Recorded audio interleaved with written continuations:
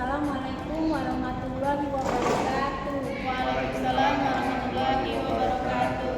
Apa kabar Ibu? Alhamdulillah. Alhamdulillah. Pak Alhamdulillah. Alhamdulillah. Ya.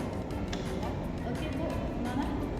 Ini kami akan menceritakan cerita 3, yaitu tentang pembelajaran berdiferensiasi. Di sini saya sebagai observer dan coachingnya Ibu Tiara Rahma. dan coachingnya Saya Bapak. Sujana. Silakan Bapak. Ya, terima kasih atas kesempatannya kepada Bapak yang telah dipersilakan saya untuk menyampaikan cerita 3 yang akan kami bahas pada kesempatan kali ini. Di sini saya selaku coaching bahwa di sekolah saya sebagai seorang kepala sekolah ini sangat peduli akan terhadap kualitas pendidikan yang akan diberikan kepada murid-murid di sekolah. Guru-guru saya perhatikan memiliki semangat yang tinggi, semangat belajar, kolaborasi, dan ingin perubahan yang lebih baik terjadi di sekolah. Akan tetapi salah satu pembelajaran berdiferensiasi belum sepenuhnya terlaksana secara maksimal dilakukan di sekolah kami. Pembelajaran berdiferensiasi di sini yaitu pembelajaran yang dirancang yang mana guru bisa memahami kebutuhan, minat, dan gaya belajar yang berbeda bagi setiap murid. Dan nanti juga guru bisa merancang pembelajaran yang sesuai dengan kebutuhan tersebut. Kami berharap nanti bukan hanya semangat saja yang tinggi dari guru-guru, tetapi guru-guru dapat melaksanakan pembelajaran berdiferensiasi secara maksimal. Nah, permasalahan ini seperti apa program pengembangan untuk mengatasi kelemahan yang ada di sekolah kami.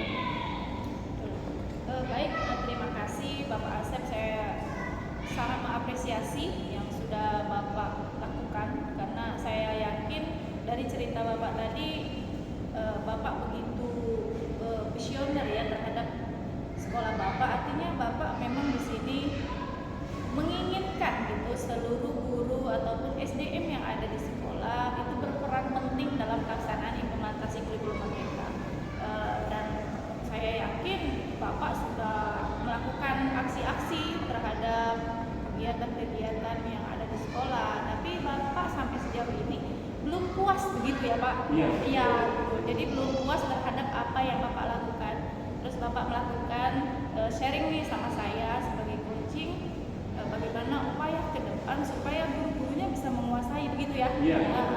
Jadi memang dalam implementasi kurikulum merdeka ini kita harus bisa merangkul guru-guru yang ada di sekolah kita. Apa langkahnya? Ya kita melakukan berbagai program-program. Nah, di mana program ini salah satunya pengembangan diri guru.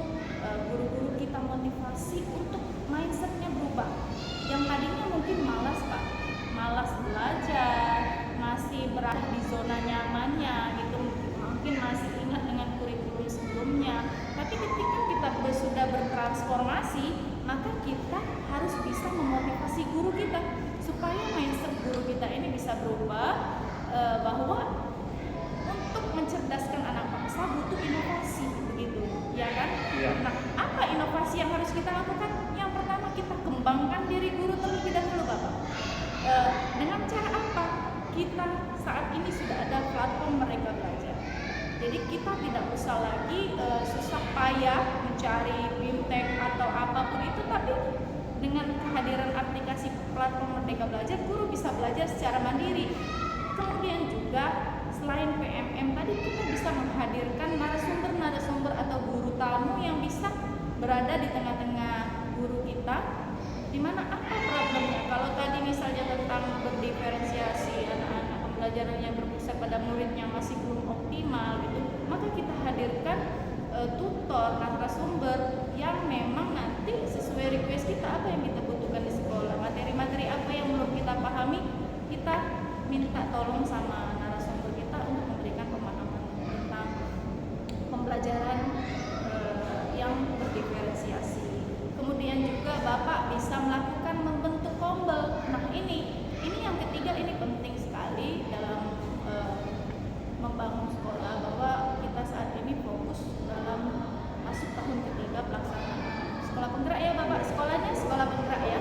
Oke, jadi luar biasa sekali, dan Bapak sudah masuk tahun ketiga di sekolah penggerak, artinya sudah banyak yang Bapak lakukan, dan saat ini juga Bapak tengah konsentrasi dalam membangun kombel ini. Jangan sampai kata bahasa itu angat-angat ayam, jadi awalnya aja itu semangat tapi di tengah perjalanannya gak semangat. Makanya ketika kombel sudah dibentuk, ayo konsisten, kita harus konsisten dalam melaksanakan apapun yang ada di kombel. Jadi kombel itu tidak hanya kita berkumpul bareng-bareng semua, enggak, tapi sharing di bawah pohon tentang pembelajaran itu sudah kombel.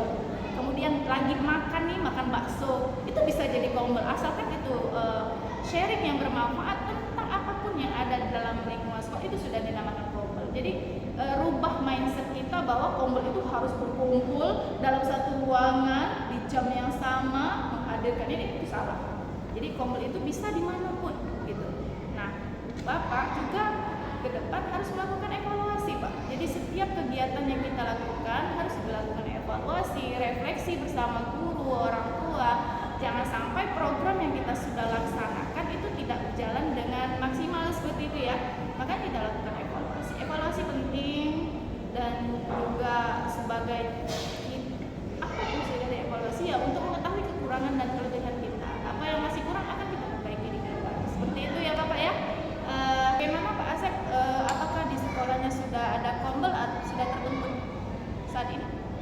Alhamdulillah untuk kombel kita sudah dibentuk, timnya yang terdiri dari ketua dan anggota, kemudian juga sudah melaksanakan program kerja komunitas belajar. Di program kerja komunitas belajar itu kita agendakan setiap minggu pertemuan untuk membahas masalah-masalah yang ditemukan di kelas masing-masing guru, kemudian dicarikan solusi-solusi dari permasalahan yang ditemukan tersebut. Nah, di sini saya melihat potensi guru itu luar biasa. Mereka bersemangat di dalam komunitas belajar. Benar kata Bu Rahmat tadi, komunitas belajar tidak perlu di kelas, dimanapun bisa dimanfaatkan untuk melaksanakan komunitas belajar. Tetapi saya perhatikan di kelas murid-murid ini dalam pembelajarannya itu belum sepenuhnya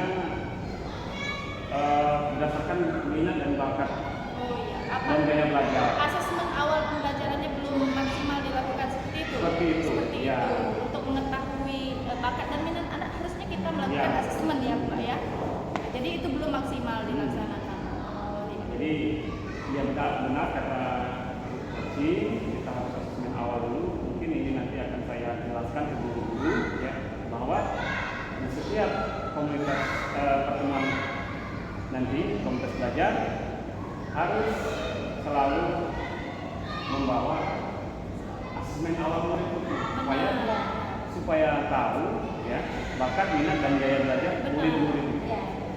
Sehingga nanti mudah-mudahan pembelajaran berdiferensiasi bisa berjalan dengan optimal di kelas masing-masing guru. Iya benar Bapak. Jadi memang asesmen itu kan fungsinya begitu, untuk mengetahui bakat dan minat anak. Si Zizi berbeda bakat minatnya dengan si Sarah ini. Artinya bagaimana strategi guru kita untuk memahami tentang Zizi, apa kebutuhan si Zizi. Kemudian Sarah juga, anak ini di mana, apa yang menonjolnya, dan guru itu harus memang paham dan harus mengetahui seluruh apa yang dibutuhkan murid. Seperti itu ya. Jadi karakter anak kita beda-beda Bapak. Artinya kita guru dulu yang mengetahui apa ini potensinya.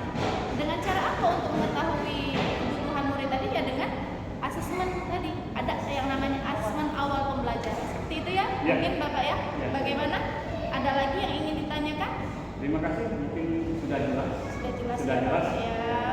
Begitu kami harap Bapak tetap semangat ya Bapak Semangat. dalam membangun